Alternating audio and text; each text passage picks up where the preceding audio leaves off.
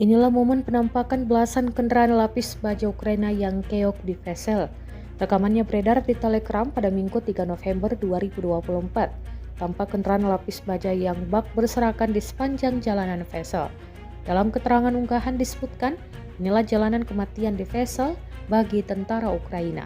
Sebelumnya, pasukan Kiev tampak berupaya menerobos ke desa Vesel di distrik Luskovsky.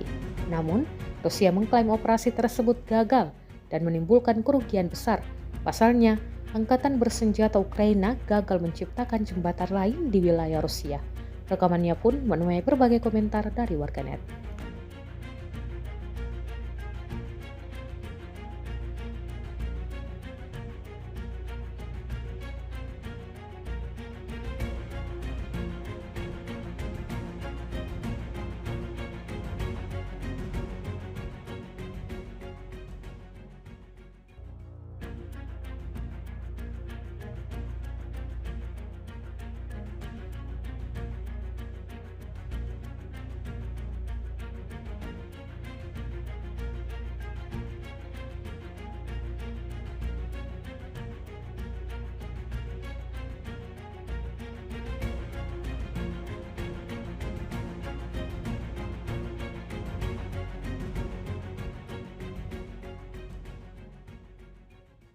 Download Tribun X sekarang, menghadirkan lokal menjadi Indonesia.